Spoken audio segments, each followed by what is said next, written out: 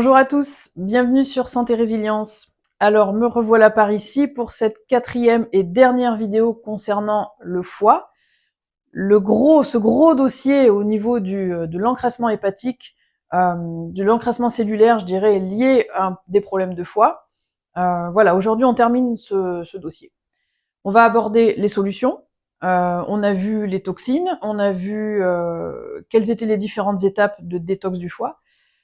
On a vu les signes, on a vu les symptômes, les causes, etc. Aujourd'hui, on va voir les solutions. N'oubliez pas de liker, de faire un petit... N'hésitez pas à faire des petits commentaires. J'ai reçu pas mal de questions concernant ce thème. Et je pense qu'il serait peut-être pas mal, un de ces quatre, de faire un question-réponse, parce que j'ai eu beaucoup de retours. Et voilà, chaque cas est différent, chaque personne a ses propres, je dirais, ses propres... problème, je dirais, en fonction de ce qu'il met en place. Et bah voilà, on peut pas faire du cas par cas sur ce genre de vidéo. C'est pour ça que je traite les grandes lignes, les principes, les règles. Après, elles sont vraiment à mettre en place chez vous. Mais voilà, il y a toujours des choses qui vont ressortir en fonction de votre individualité, en fonction de vos facteurs personnels, de vécu, de génétique, etc. Donc voilà, un jour, on pourra faire un question-réponse autour de ça. Pourquoi pas? Donc n'hésitez pas à vous connecter sur santerésilience.com, là vous pourrez avoir pas mal d'informations et vous pourrez prendre contact avec moi si vous voulez envoyer un mail ou voilà, ou via Facebook ou même sur le chat de YouTube, voilà, même Instagram, voilà, je suis aussi sur Instagram. Donc voilà. Alors aujourd'hui on aborde les solutions autour de l'encrassement hépatique, on rentre dans le vif du sujet. Alors, quelles vont être les solutions que vous pouvez mettre en place, vous, à votre niveau, de chez vous, pour commencer, je dirais, à commencer ou continuer. Peut-être que vous avez déjà commencé à mettre des choses en place, ou vous pensez que vous êtes sur la bonne voie, vous n'êtes pas sûr. Voilà, ou alors vous êtes vraiment dans le questionnement. Et donc là, aujourd'hui, on va pouvoir aborder les solutions. Vous allez voir, il y a plein de chemins, il y a plein de solutions qui s'offrent à vous, heureusement. Vous avez vu le premier thème qui est en haut. S'il y a une chose que je vais vous conseiller en premier, c'est forcément, c'est logique, si aujourd'hui le foie se retrouve à crouler sous la quantité de déchets exogènes, hein, vous vous rappelez, première vidéo, les déchets exogènes, c'est les déchets externes qui n'ont rien à faire dans l'organisme et qui viennent vraiment empêcher le foie et les cellules, je dirais, de faire son travail de détox, de faire ces 3 phases de détox correctement. Donc en fait, les toxines exogènes, ce serait vraiment quelque chose sur laquelle vous pourriez avoir la main dessus de manière assez facile. C'est très simple. Quand on dit de réduire les toxines externes, déjà c'est vous orienter vers une alimentation la plus écologique, la plus biologique possible, si je puis dire. Parce qu'aujourd'hui, voilà, allez vous renseigner. Aujourd'hui, on a un accès à l'information qui est tellement facile. Si vous en prenez pas conscience réellement, c'est très important de comprendre que voilà, aujourd'hui l'alimentation, le système agroalimentaire aujourd'hui pollue notre alimentation vraiment à des degrés extrêmes. Il n'y a pas besoin de faire une vidéo là-dessus, il suffit d'aller vous renseigner correctement. Et voilà, quand on voit ce que l'agriculture répand dans les champs depuis, je dirais, une 50aine d'années, voilà, la qualité nutritive a vraiment bien dégringolé. Et en plus de ça, non seulement on perd en qualité nutritionnelle, mais en plus de ça, notre alimentation est pleine vraiment de toxines, l'eau, etc. Voilà, je ne vais pas en parler pendant une demi-heure encore, vous l'avez compris. Donc réduire ces apports-là, vous avez la main dessus, en vous orientant déjà vers une alimentation la plus biologique possible, non transformée, et le grand luxe, c'est bien sûr d'avoir son propre potager. Essayez d'aller vers l'autonomie, vous permettra de réduire ces toxines exogènes et vous permettra de ne pas dépendre de ce système-là. On parle des médicaments, automatiquement, voilà, si vous êtes un grand consommateur de médicaments, peut-être vous avez la possibilité de réduire vos prises de médicaments. Voilà. Retournez sur la vidéo précédente et même celle d'avant, j'en parle dans tous les sens, la médication aujourd'hui est un facteur primordial de pollution interne et notamment de destruction cellulaire au niveau hépatique. Pareil, tout ce qui n'est pas visible, on passe à côté. C'est pas parce qu'on ne le voit pas sur des analyses, par exemple, que ce n'est pas réel. Ce qu'il faut regarder, c'est la symptomatologie et la clinique sur le moyen et long terme.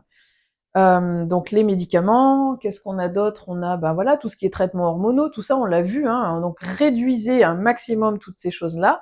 en essayant de vous orienter vers des choses les plus bénéfiques, les moins transformées, les plus saines possibles. Déjà, vous avez la main là-dessus. Sur ce point numéro 1, vous avez la main là-dessus. Ensuite, le point numéro 2, qui est d'essayer, voilà, du mieux que vous pouvez, du mieux qu'on peut, toujours pareil, on fait de son mieux, hein, s'orienter vers une alimentation physiologique. Alors, alimentation physiologique. Physiologique, qu'est-ce que ça veut dire? Ça veut dire tout simplement qu'il y a des aliments, il y a des molécules alimentaires qui vont être facilement assimilées par la cellule, et d'autres moins, et d'autres très peu, ou d'autres pas du tout. Plus ça va être facilement assimilé par la cellule, plus on va dire que c'est quelque chose de physiologique, puisque ça va être quelque chose d'adapté au processus physiologique de régénération cellulaire basale, de fonctionnement cellulaire basal. Je vous rappelle, la cellule prend de la nourriture, elle la synthétise, elle la métabolise et elle rejette des déchets. Ces déchets repartent vers les émonctoires. C'est ça en fait, les fonctions physiologiques au niveau cellulaire, elles sont là-dedans en fait. Donc plus vous aurez une alimentation transformée, polluée, je vais insister sur ce terme transformé, et plus le corps va devoir mettre en route des processus pour assimiler ces transformations qui ont été faites en amont par la main humaine en fait. Donc plus vous allez vous orienter vers du végétal, du peu ou pas transformé, et plus vous apporterez une facilité pour vos cellules pour consommer ces choses-là.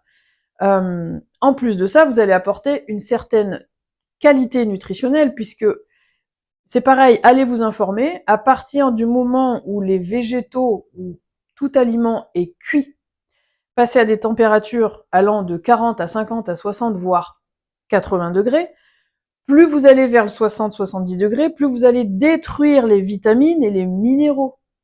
Et forcément derrière, vous allez vous retrouver avec une consommation d'une certaine quantité d'aliments qui ne vous apportent pas les minéraux et les vitamines nécessaires. Donc votre corps va toujours être en besoin en fait. Vous n'allez pas combler les manques. Plus vous allez vers du non transformé, ou peu transformé, et plus vous aurez cette qualité nutritionnelle qui sera apportée. Et encore plus si vous allez vers du biologique. Alors en troisième point, voilà, on va rentrer dans le vif du sujet et on va passer en revue un petit peu les choses qu'on pourrait mettre en place pour soulager le foie. Alors j'ai mis permettre le travail du foie, on peut dire soulager le foie, on peut dire voilà, permettre au processus du foie de fonctionner correctement. Alors vous vous rappelez dans la deuxième vidéo, oui c'est ça, deuxième vidéo, on a vu les 3 phases du foie. Dans la troisième vidéo, on a fait une relation, vous vous rappelez, on avait dessiné le fameux poêle à granules, là. Le poêle à granules où j'ai mon conduit de cheminée derrière. Et vous vous rappelez, ici, on avait la flamme. Et là, on avait le cendrier. Donc là, les fumées. Là, le cendrier. Voilà, avec ma petite prise électrique, là, voilà, l'énergie vitale. Ici, j'ai ma trappe pour mettre les granulés. Donc, vous vous souvenez, on avait dit que qu'est-ce qui fait que la flamme, en fait, la flamme est comparée vraiment au fonctionnement cellulaire, la combustion, l'oxydation, etc. Le fonctionnement cellulaire, c'est vraiment ici que ça se passe. Et souvenez-vous, on avait vu que dans le poêle à granules, qu'est-ce qui se passe? J'avais expliqué, qu'est-ce qui se passe si j'arrête de ramoner mon conduit de cheminée et si j'arrête de vider mon cendrier? Qu'est-ce qui se passe? Il va y avoir une obstruction des voies de sortie, et puis tout doucement, je vais avoir une altération de la flamme. Et la flamme va perdre en performance. Donc c'est exactement ce qui se passe avec les émonctoires qui sont fermés, en fait, qui sont obstrués, le foie qui ne fonctionne plus et qui fait plus son travail de détox vers le milieu extérieur, je dirais. L'élimination ne se fait plus vers l'extérieur, la détox hépatique ne se fait plus vers les émonctoires. Donc du coup, on a la cellule qui commence à s'asphyxier, à perdre en efficacité. Voilà, rappelez-vous, n'hésitez pas à revenir sur la vidéo numéro 3 pour voir ça. Donc, en gros, ce que je veux vous faire comprendre, c'est que pour relancer cette fonction-là, pour relancer cette fonction de vitalité de la flamme, de fonctionnement de la flamme, de combustion, d'oxydation, etc., au niveau cellulaire, en fait, vous avez beau apporter tous les nutriments nécessaires, vous avez beau apporter des pelés encore de meilleure qualité, des pelés de pelés, alors plus les pelés seront de meilleure qualité, c'est sûr que vous allez apporter un plus, ça c'est clair, que si vous apportez des pelés de mauvaise qualité. Alimentation de mauvaise qualité ou bonne qualité, ça va vous apporter un plus. Mais, avant toute chose, il serait peut-être judicieux d'appeler votre ramoneur pour qu'il vienne nettoyer tout ça. À partir du moment où vous allez mettre en place ce nettoyage ou cette ouverture des voies de sortie qu'on va appeler les émonctoires. Les émonctoires, je vous le rappelle, intestin, rein, poumon, peau. Le foie aussi, on peut le comparer à un émonctoire, mais ça sera plus une usine de recyclage dans cette image-là. Donc je vais appeler mon ramoneur, il va venir nettoyer mon conduit de cheminée. Moi, ça, je peux le faire sans problème. Je vais vider mon cendrier. Donc en fait, c'est un petit peu comme si j'allais faire le travail à l'envers. Vous voyez? On a parlé des trois phases de détox au niveau hépatique. Le foie passe par 3 phases. Je vais pas aller stimuler la phase 1 ou la phase 2 si mes voies de sortie, qui correspondent à la phase 3 d'élimination, si mes voies de sortie sont bouchées, sont obstruées, et c'est complètement logique. Donc du coup, je vais appeler mon ramoneur va venir nettoyer mon conduit, je vais vider mon cendrier, je vais apporter des pellets de bonne qualité. Là, qu'est-ce qui va se passer? Mon foyer va pouvoir repartir, ma flamme, ma combustion va pouvoir devenir plus performante et chauffer correctement. C'est exactement ce qui se passe au niveau de l'organisme. Au niveau de l'organisme, je vais commencer par traiter la phase 3, tout simplement. Alors, très important, je voulais pas vous en parler tout de suite, mais je vais en parler tout de suite, de bien faire la différence entre l'élimination et la détox, deux choses différentes, parce que la détox est très à la mode aujourd'hui. L'élimination, c'est vraiment ce processus-là où le corps va emmener vers l'extérieur les éléments. Les sels partent à l'extérieur du corps. On a les poumons qui rejettent du CO2. Là, on est vraiment dans, voilà, c'est une voie de sortie où le CO2 se retrouve à l'extérieur du corps. On a les urines, pareil. Ça, c'est une élimination vers l'extérieur du corps. Tout ce qui est élimination parle vraiment de cette chose-là où on sort du corps. Par contre, ce qui est détox, le foie qui fait ses processus de détox, le foie, il n'a pas une sortie directement vers l'extérieur. Le foie, il va détoxifier ces éléments toxiques pour les remettre en circulation dans le réseau lymphatique ou sanguin pour les emmener vers les voies de sortie, vers les émonctoires. Donc en fait, le travail de détox et le travail d'élimination, c'est deux choses différentes. Donc ce qu'il va falloir comprendre dans ces deux processus-là, je vais vous faire un petit schéma, c'est que si mon travail de détox, ma combustion produit trop de déchets et que l'élimination ne se fait pas suffisamment rapidement, ou pas assez rapidement par rapport à la détox, je peux vivre ce que l'on appelle des crises de détox, crise d'Exheimer, ce que vous voulez. On va se sentir mal, on peut... En fait, voilà, je vais vous expliquer que si la détox est trop rapide par rapport à l'élimination, que ce soit là ou là, donc au niveau des émonctoires, et ben automatiquement, ça va boucher quelque part et ça risque de mal se passer. Et c'est là qu'on peut ressentir ces fameuses crises de détox, qu'on appelle les fameuses crises de détox. Donc c'est pour ça qu'il faut toujours en premier lieu vérifier, être sûr que les émonctoires sont bien ouverts. Ouverts ou je dirais fonctionnels. Au niveau du foie, déjà, ce qu'on peut faire, c'est faciliter la bile, faciliter le fonctionnement de la bile. Donc on va avoir certains aliments qui vont nous permettre de pouvoir faciliter l'évacuation de la bile. Je pense notamment au radis noir. Voilà, ces éléments vont pouvoir permettre de faciliter, ce seront des facilitateurs d'évacuation de bile, production de bile et d'évacuation. Alors le radis noir, c'est une plante cholagogue. Cholagogue, on dit qu'elle produit de la bile, elle facilite la production de bile et elle facilite son évacuation. Voilà, son élimination. Donc son élimination, c'est-à-dire dans le duodénum et dans les intestins, en emmenant bien sûr avec elle les éléments toxiques s'il y en a. Voilà. Ensuite, on va avoir la bole d'eau. Alors la bole d'eau, c'est pareil, fluidité biliaire et antispasmodique. On a ensuite l'ortie. Alors l'ortie, tout ce qui est ortie, orthosiphon et pissenlit. Alors ortie, orthosiphon, pissenlit. Drainage lymphatique, pourquoi? Parce qu'ils vont stimuler les reins, tout simplement. Donc en fait, on va avoir une stimulation rénale.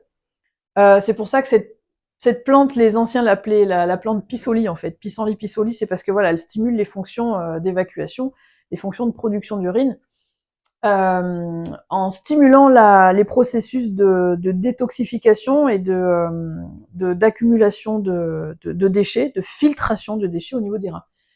Alors l'ortie, elle a quand même cette particularité d'être très reminéralisante. C'est vraiment une panacée, c'est vraiment Une plante qui va vous apporter beaucoup de minéraux.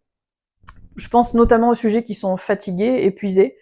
Voilà, le fameux jus ortie-pomme persil, moi je suis une grande fan de ce jus-là. Voilà, et qui revient pas cher et qui tout au long de l'année est productif en fait. Donc l'ortie a vraiment beaucoup de propriétés. Donc avec l'ortie, l'orthosiphon, le pissenlit, on va être vraiment sur la sphère rénale, donc quand même un peu lymphatique. Mais si on veut cibler un peu plus le milieu lymphatique, on va être sur la reine des prés. La reine des prés est très intéressante pour toute la sphère lymphatique de manière générale. Reine des prés. L'aubier de tilleul, on va avoir l'aubier de tilleul, on va avoir le frêne aussi. Alors l'aubier de tilleul et le frêne, souvent, ils sont consommés en gémothérapie. Voilà, la gémothérapie est quand même très efficace à ce niveau-là, et c'est vrai que sur le réseau lymphatique, ça peut vraiment nous aider. Et ensuite, on a pas une plante, mais un aliment qui est très intéressant, qui va travailler sur deux sphères différentes, qui est la pomme. La pomme a deux aspects importants. D'une part, son acide malique. La pomme a des taux d'acide malique assez importants. Et en fait, l'acide malique va venir désagréger ou dégrader les calculs biliaires qui sont faits voilà, de calcium et de cholestérol, calcium qui précipite. Et on a d'un autre côté un travail qui peut être intéressant avec les fibres de la pomme, qui sont des fibres solubles, les fibres de pectine. Et en fait, ces fibres-là vont venir piéger une certaine quantité d'éléments toxiques, d'acides. Ils les piègent, la pectine piège tout ça et va faciliter le transit. En fait, la pomme, c'est un alcalinisant de manière générale, et notamment par cette pectine-là. Donc je pense à tous les terrains fatigués, épuisés, même je dirais en transition alimentaire, la pomme peut être intéressante parce qu'elle va venir alcaliniser tout le système digestif et travailler notamment sur la sphère intestinale. Au niveau de la relance du foie, on a le raisin aussi qui fonctionne bien. On a le raisin, voilà, il y a une certaine astringence dans le raisin qui est intéressante. On a la banane aussi. La banane peut relancer le foie, mais alors ça c'est pareil, il y a ces histoires de glycémie derrière, ça c'est vraiment du cas par cas. S'il y a des soucis de transit, les laxatifs, en ponctuel, ok, d'accord, mais il va falloir travailler dans le fond. Et le truc c'est que en fait, si vous travaillez en ponctuel avec des laxatifs, ça peut être le psyllium, ça peut être voilà le séné, toutes ces choses-là, les tisanes laxatives, vous risquez de forcer un système qui est déjà épuisé et qui n'arrive plus à faire son travail. Donc là, vous le forcez, et vous risquez à la longue d'augmenter un petit peu ces processus de constipation parce que vous avez épuisé un système qui est déjà fatigué.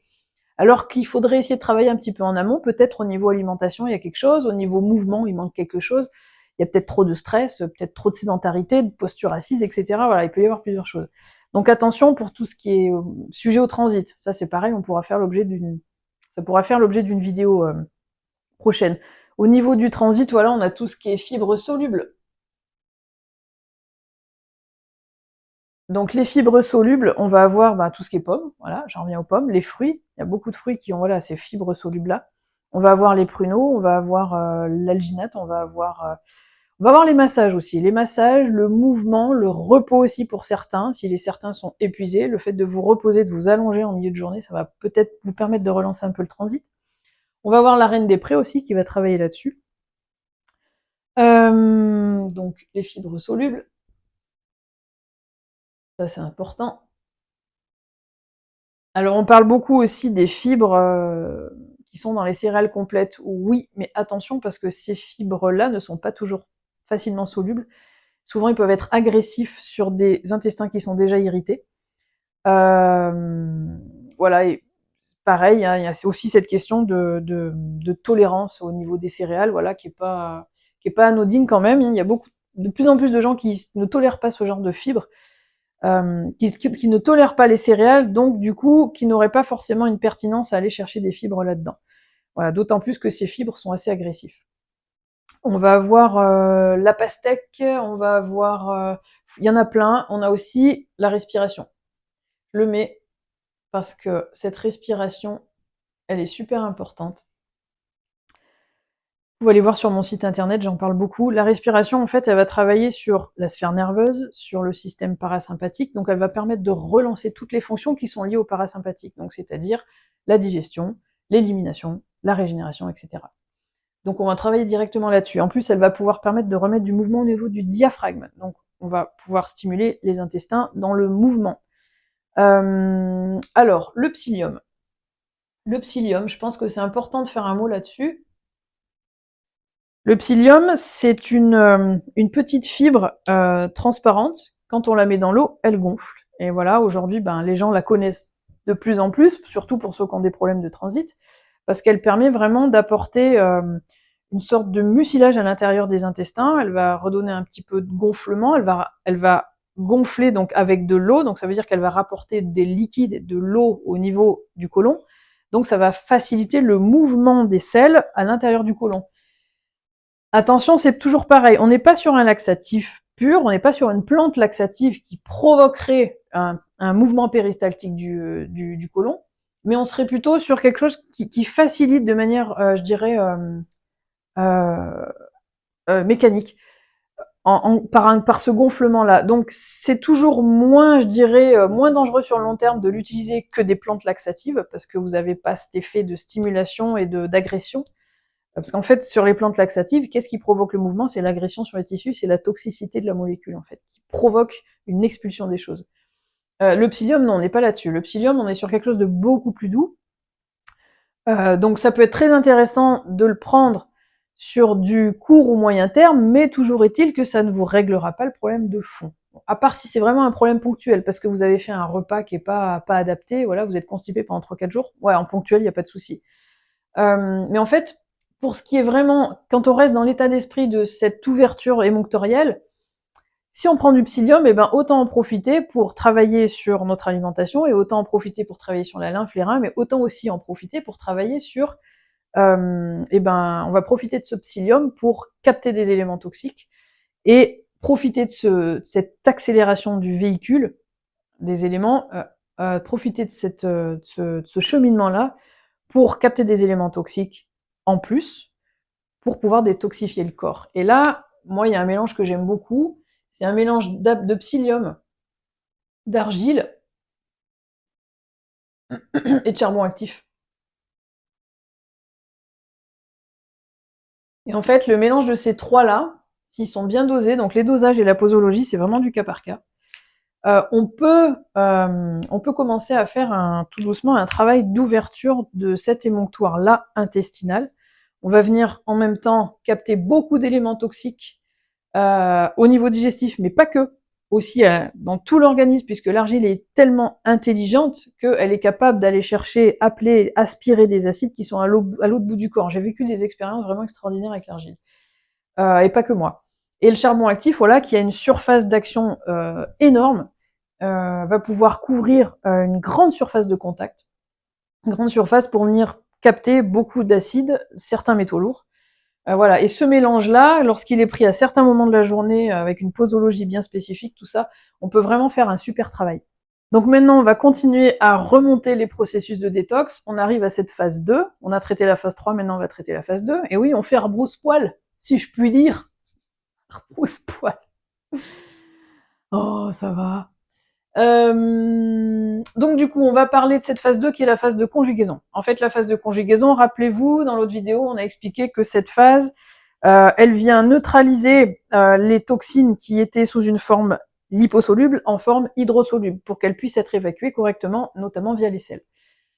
Donc dans cette phase 2, on va parler de cofacteurs. Des cofacteurs, c'est ce qui va permettre de mettre en route certains processus. Donc ces cofacteurs-là, donc le foie va avoir besoin de ces cofacteurs-là qu'on va trouver dans plein d'aliments. Je vais vous les donner au fur et à mesure. Donc les acides aminés soufrés, en fait, c'est tout ce qui est taurine, méthionine, glutathion, glycine. En fait, ces éléments cofacteurs qu'on trouve dans les aliments, dans certains aliments, ça va pouvoir permettre d'enclencher les processus de neutralisation des déchets liposolubles, voilà, qui étaient dans cette phase 1 transformés sous une forme très agressive et qu'on appelle les radicaux libres.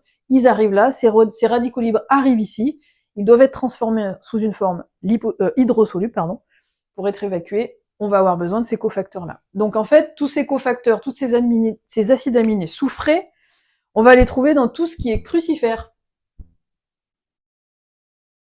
Les crucifères, je vous le rappelle, c'est tout ce qui est les choux, en fait, la famille des choux, les brocolis, les choux-fleurs, l'ail, le poireau, tout ça.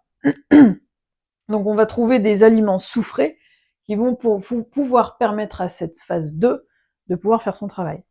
Qu'est-ce qu'on a d'autre? On a l'ail, on a les avocats, on a les asperges, on a le persil, on a le curcuma, on a le radis noir. Voilà, le radis noir revient encore une fois. Vous allez voir, les éléments vont revenir, hein, forcément, hein, puisque un aliment ne contient pas qu'une sorte de molécule ou qu'une chose indispensable. Non, les aliments contiennent beaucoup de choses. On a les œufs, on a la spiruline, on a le navet, les épinards, on a les concombres, voilà, il y en a d'autres. Ensuite, on va avoir, voilà, la fameuse, cette molécule, la N-acétylcystéine, ce cofacteur-là, qu'on appelle aussi le NAC, qui est un précurseur du glutathion, hein, qu'on retrouve dans les acides aminés soufrés. Donc, à partir de ça, on va pouvoir avoir un glutathion à disposition. Donc là, c'est pareil, on a les œufs, les légumineuses, on retrouve nos crucifères. Alors, les crucifères reviennent très souvent, très souvent. On va voir l'ail, le poisson, etc. Ensuite, on va voir tout ce qui est glutamine. Alors la glutamine, on va la retrouver plutôt dans les feuilles vertes, le persil, les choux, on revient encore sur nos choux, le saumon, les crevettes. On va avoir une nécessité assez importante en taurine et en méthionine. Alors, on va avoir aussi beaucoup de besoins en vitamine B, groupe B. C'est pour ça que souvent, quand on travaille sur le foie, si je puis dire, très souvent, on se retrouve avec des synergies où il y a des complexes du groupe B, parce qu'elles sont nécessaires au processus de détox du foie, en fait. B6, B9, B12, c'est les plus importantes. Ensuite, on va avoir du magnésium. Le magnésium, on va le retrouver dans les oléagineux, le sarrasin, le cacao, voilà, les dattes. Alors, quelque chose d'important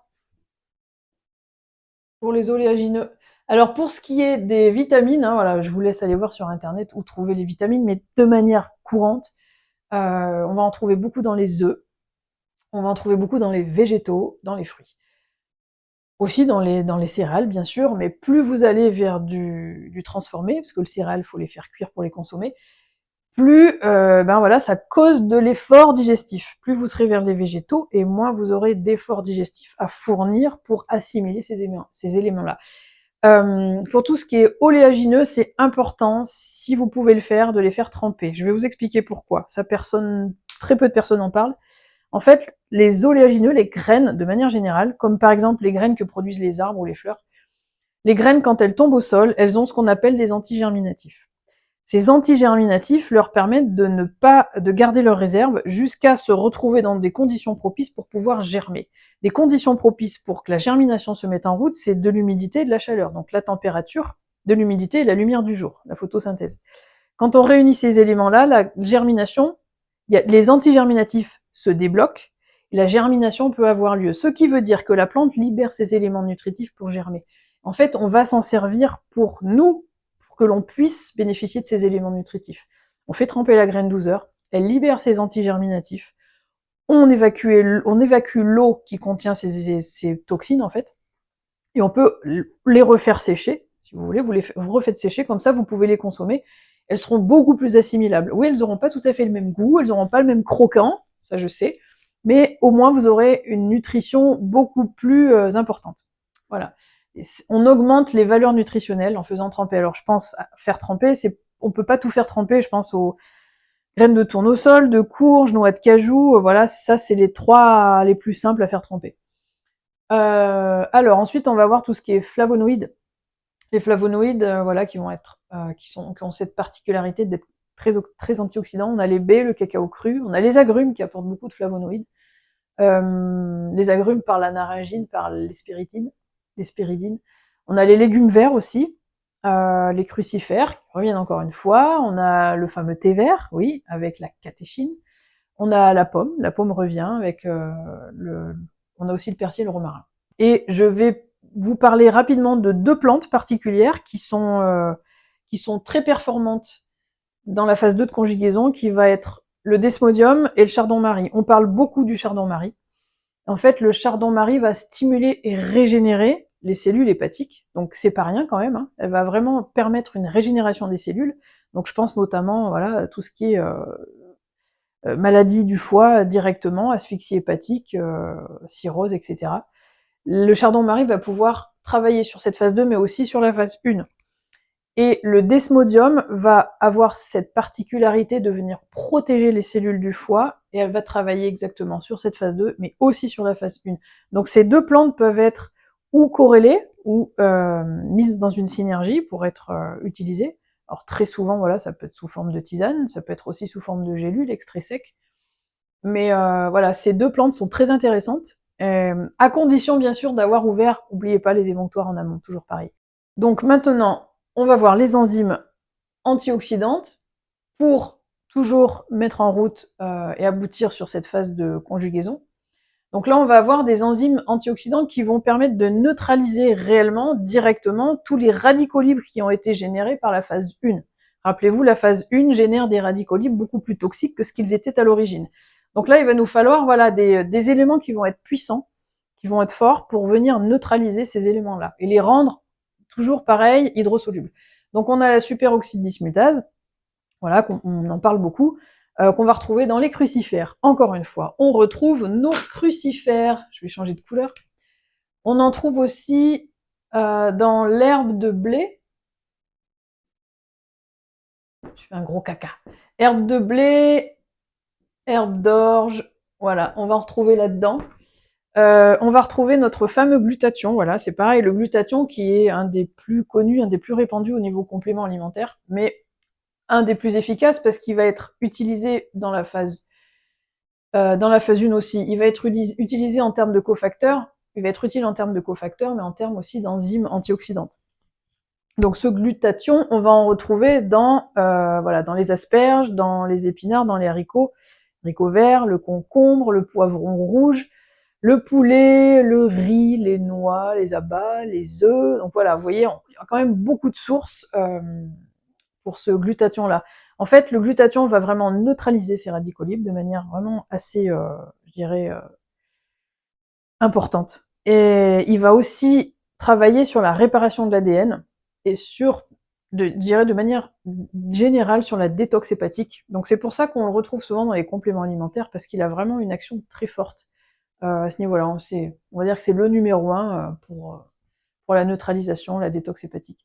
Ensuite, on va avoir la peroxydase. Donc la peroxydase, on va le retrouver encore dans les radis noirs, le radis revient, dans les choux-fleurs, voilà, quelques crucifères, concombres, pamplemousse, carottes. Ensuite, on a les flavonoïdes. Alors les flavonoïdes, on les a vus tout à l'heure, mais dans les flavonoïdes, on va essayer de différencier 4 grands groupes. On a d'abord, en fait, qu'est-ce que c'est qu'un flavonoïde? Un flavonoïde, c'est une enzyme, et c'est ce qui donne cette couleur aux fruits et aux légumes. C'est ce qui leur donne cette couleur et qui leur permet de se protéger des rayons du soleil, en fait. C'est ce qui donne aussi ce goût. On a à peu près 4000 variétés de flavonoïdes, donc voilà, il y en a beaucoup. On peut les dissocier en 4 grands groupes. Donc le premier groupe, ça va être tout ce qui est quercétine. Donc les quercétines, en fait, c'est tout ce qui est oignon, chou, etc. Ensuite, on va avoir les flavonones. Donc les flavonones, ça va être surtout les agrumes. Les agrumes. Ensuite, en troisième groupe, on va avoir les catéchines, le fameux thé vert. Ouais, les catéchines. Et en quatrième, on va avoir les anthocyanines.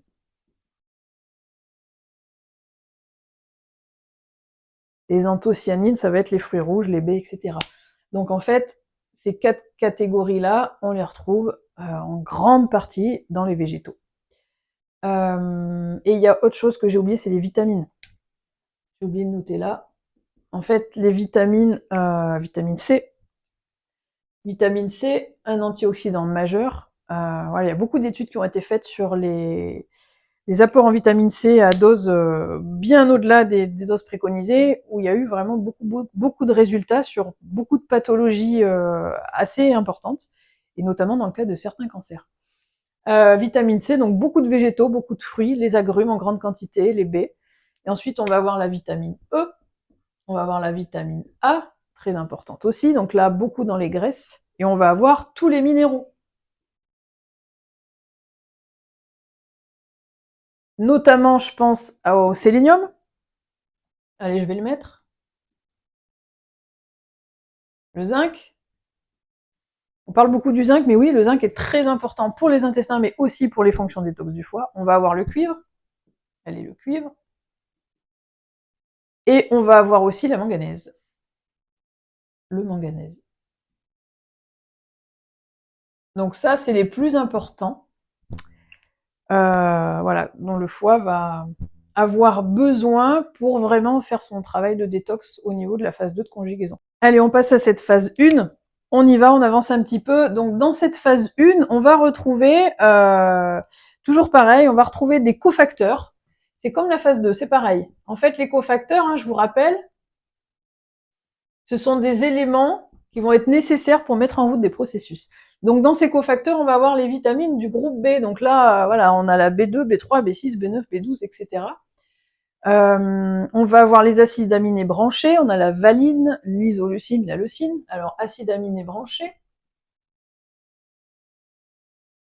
On va retrouver notre fameux glutathion. Voilà, je vous en ai parlé tout à l'heure. Ce glutathion-là, on peut le stocker. Hein. Donc c'est ça qui est pratique. On peut le stocker. On va avoir des phospholipides.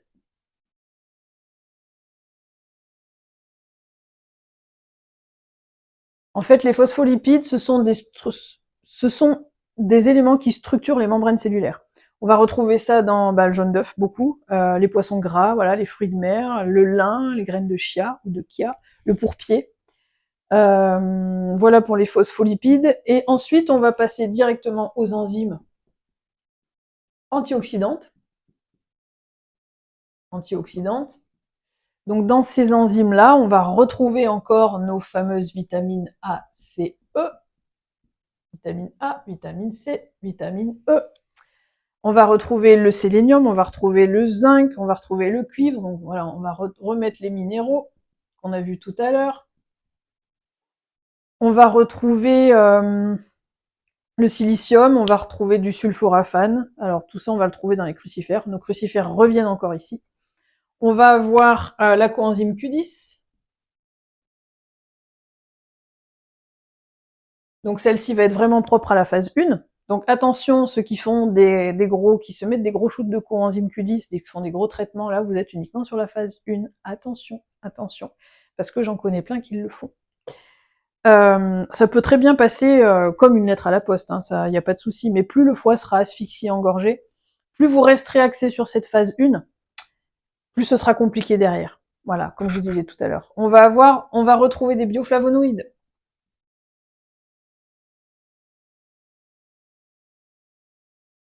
On va retrouver encore les flavonoïdes. On va retrouver les polyphénols.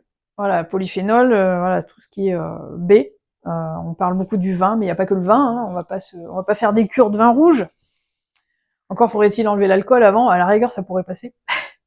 On va retrouver notre chardon-marie avec la silimarine, le chardon-marie et le desmodium.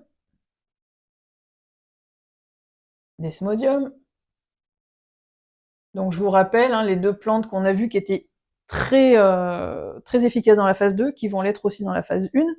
On va avoir voilà, tout ce qui est thiol, les tanins, etc. Alors on va terminer cette vidéo par d'autres outils que je vous propose ici. Et voilà, donc pour ceux qui ne savent pas, je suis spécialisée dans l'accompagnement au jeûne. Voilà, donc j'ai vraiment beaucoup étudié les processus du jeûne. Je le pratique, ça fait partie de mon hygiène de vie.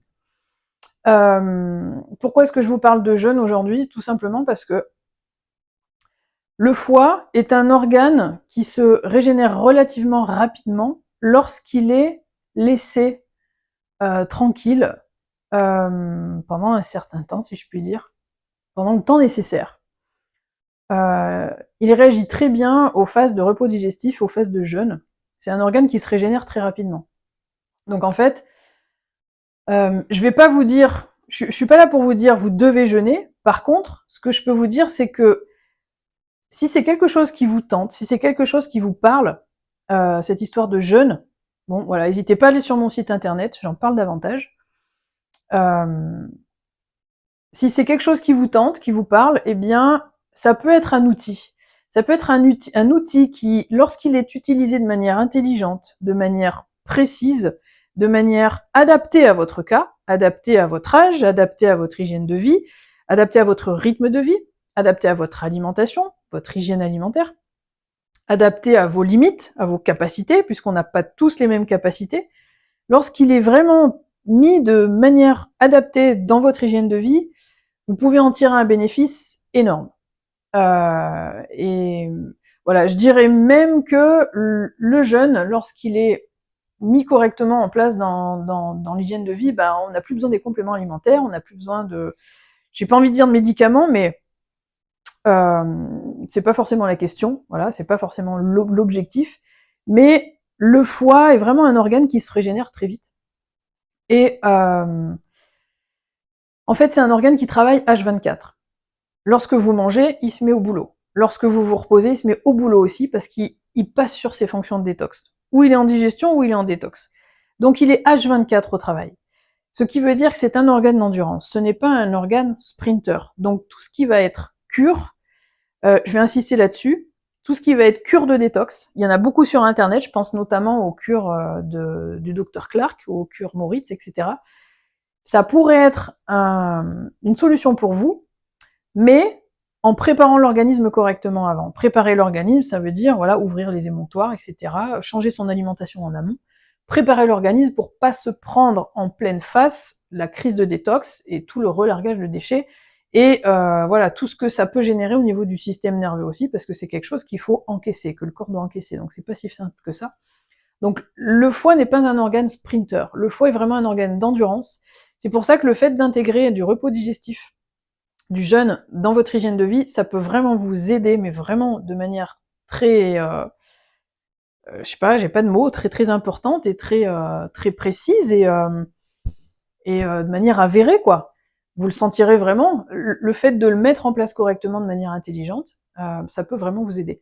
Donc on n'a pas que le jeûne, on a aussi tout ce qui est monodiète. En fait, monodiète, cure de jus de légumes, repos digestif. En fait, tout ça là, tout ce dont je suis en train de vous parler, on est dans un état d'esprit de repos digestif. C'est-à-dire qu'on va mettre le système digestif dans un contexte de repos.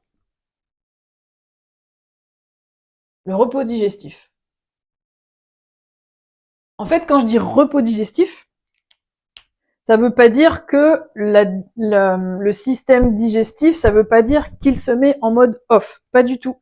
C'est que il passe d'un rythme de digestion permanente, parce qu'on vit dans une société où on mange 3, 4, 5 fois par jour.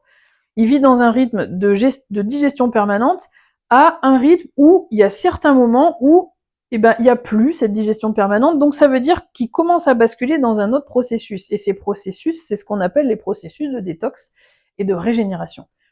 En fait, à partir d'un certain temps sans s'alimenter, le corps va aller taper dans ses stocks, aller taper dans ses réserves, et notamment ses réserves de glycogène, pour pouvoir garder son taux glycémique sanguin dans une certaine norme, parce que on appelle l'homéostasie, ce taux de glycémie sanguine doit vraiment rester un peu comme le pH, hein, on doit vraiment rester dans des curseurs paramétrés, calibrés à votre profil à vous. En fait, à partir du moment où vous restez en repos digestif pendant un certain nombre d'heures, en fonction de votre capacité à le gérer, il y en a, on va pouvoir le pousser plus loin et d'autres un peu moins, on aura une marge plus restreinte, et bien le corps va commencer à aller taper dans ses réserves, notamment voilà, glycogène. Progressivement, si on continue un peu plus, il va aller taper dans les stocks de graisse, etc. Pendant qu'il fait ce travail-là, il y a un processus de détox qui va se mettre en place au niveau du foie. Le foie va se retrouver libre de faire son travail sur lequel il a pris du retard. C'est comme ça que vous devez essayer de le percevoir. Il y a un retard qui s'accumule, il y a une accumulation de dossiers. En fait, vous imaginez votre bureau, vous êtes au bureau et vous croulez sous le travail, vous êtes dépassé par le travail, les dossiers s'accumulent, les piles de dossiers s'accumulent sur votre bureau. Lorsque vous passez en repos digestif, les dossiers commencent tout doucement à descendre. Pourquoi ? Parce que le foie peut traiter les dossiers qui ont été accumulés dans les coins depuis de nombreuses années. Donc c'est toujours pareil. Est-ce qu'il vaut mieux faire un jeûne long que faire du jeûne intermittent ? Alors moi je vous dirais, si vous êtes novice, commencez déjà à diminuer un repas. Vous choisissez votre repas, ça peut être le soir, ça peut être le midi, ça peut être le matin. On est très souvent sur des cas de figure où c'est plutôt le matin. Repos digestif le matin, pardon, je regarde juste le micro. Ça dépend vraiment des cas, ça dépend si vous êtes épuisé, ça dépend de votre rythme de vie, ça dépend de beaucoup de choses. C'est pour ça que c'est un métier, c'est vraiment un métier, l'accompagnement aux jeunes, c'est vraiment un métier.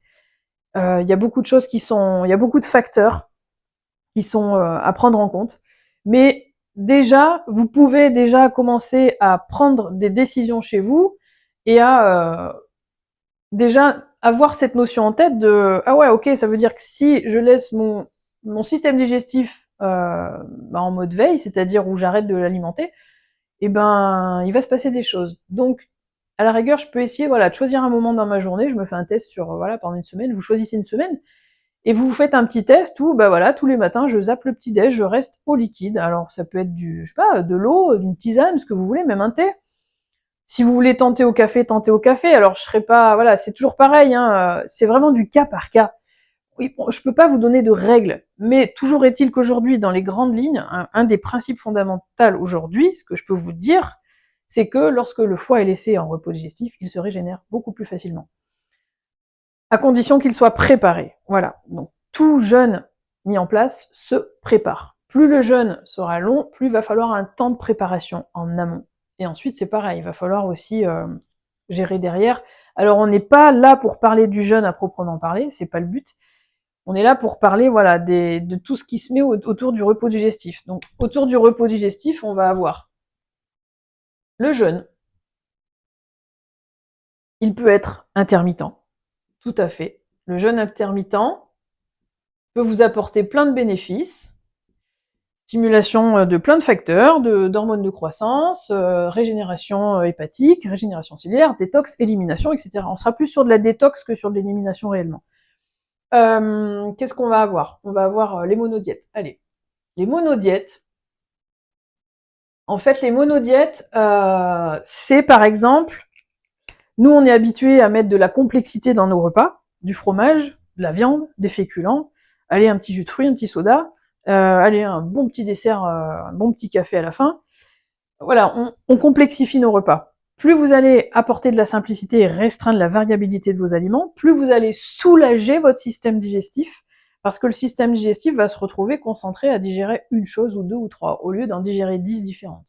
Donc ça peut être des monodiètes, alors je vais pas vous dire de monodiète de riz, parce que là il y aura pas trop de, je dirais, de... Le but c'est aussi de reminéraliser, de désenflammer.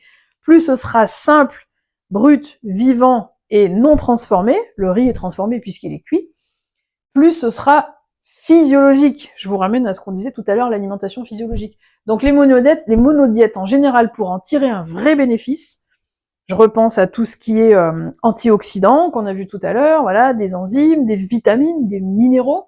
Si vous voulez des monodiètes reminéralisantes et en même temps efficaces sur le repos digestif pour régénérer, ben vous avez tout ce qui est fruits et légumes. En général, on est sur des fruits. Quand on fait les monodiètes, généralement, on est sur les fruits. Mais par exemple, si vous voulez vous faire une monodiète à un repas, par exemple, de courgettes, de brocolis, pourquoi pas? Pourquoi pas? Faites vos tests. Et vous allez voir que, oui, vous allez peut-être vous sentir un petit peu sur votre faim parce que vous n'avez pas l'habitude. C'est juste un changement d'habitude au niveau digestif. Le système nerveux ne va pas répondre de la même manière. Il va y avoir une petite alerte au début. Qu'est-ce qui se passe? Il me manque quelque chose? On va se retrouver un petit peu. Non, on respire. On essaye de faire quelque chose pour que ça puisse passer. Si vraiment ça passe pas, si vous êtes trop épuisé, c'est que c'est pas pour vous. C'est pour ça que je vous dis que c'est du cas par cas. Mais voilà, les monodiètes vont pouvoir tout doucement à vous emmener vers du repos digestif. Et les catégories de fruits que l'on choisit vont vous apporter différentes choses. Il y en a qui seront plus basés sur des antioxydants comme par exemple les baies, je pense aux baies, ça peut être des pommes, voilà, une monodiète de pommes, ça va vous apporter des choses différentes. L'ananas va vous apporter encore des choses différentes. On va être plus sur les enzymes digestives, etc. La pomme, on va être plus sur de l'alcalinité, sur du transit, etc. Avec des vitamines et des minéraux bien spécifiques. Donc là, on serait plus sur du repos digestif avec une reminéralisation. Donc ce serait peut-être même une très bonne solution pour un jour, pourquoi pas, vous lancer sur du jeûne intermittent, voire du jeûne tout court. Donc on a les monodiètes, on a les cures de jus. Cures de jus aussi, très intéressant. Les cures de jus de légumes. Alors légumes, fruits, En général, on est sur une part partagée de légumes-fruits. En fait, les jus de légumes, en général, on est là-dessus, hein, 70% légumes, 30% fruits. Pourquoi? Parce que là, il y a cette histoire de glycémie, et là, il y a une reminéralisation, une alcalinisation et une désinflammation, décongestionnement très importante sur les légumes. On a vraiment un apport minéral très important sur les légumes. En fait, ces cures de jus vont pouvoir déjà, d'une, vous mettre en repos digestif, parce que vous n'êtes pas sur du solide, vous êtes sur du liquide, et vous avez une charge minérale, vitaminique qui est énorme, qui est très importante. Et là, pour tout ce qui est inflammation, congestion, toxicité, là vous allez pouvoir vraiment mettre les fonctions de détox en place correctement, alléger la charge digestive pour que les piles de dossiers continuent à descendre. Et en même temps, vous allez recharger en minéraux et vraiment désenflammer la sphère, pas que digestive, le corps en général. Et en plus de ça, vous allez tout doucement relancer le métabolisme, travailler sur la perte de poids, les douleurs, et voilà, l'inflammation, comme je vous dis de manière générale. Puisque de toute façon, tout ce qui est poids, surpoids et douleur, c'est qu'il y a de l'inflammation, il y a de la rétention, il y a du stockage. Donc, avec des choses comme ça, vous allez pouvoir vraiment commencer à travailler sur le fond lorsque c'est mis en place de manière ponctuelle sur le long terme. Voilà, donc attention, je dis quand même un petit attention, c'est de bien comprendre que c'est à adapter, en fonction de votre profil, en fonction de vos capacités, en fonction de vos carences. Parce qu'en effet, si vous partez là-dessus, vous passez d'une mono junk food à ça risque d'être un petit peu difficile au début. Donc, tout se prépare de manière intelligente. N'oubliez pas, le foie et le corps de manière générale est un organe qui fonctionne de manière sur l'endurance sur le long terme. Ce n'est pas un sprinter. Ne vous lancez pas tête baissée dans les choses. Vous risquez de vous reprendre le retour de pédale, comme on dit, le retour de kick, comme on dit. Ça risque d'être difficile. Après, les organismes qui sont forts en santé, ça passera toujours plus facilement. Plus vous êtes épuisé, fatigué, carencé, plus ce sera difficile. Donc voilà.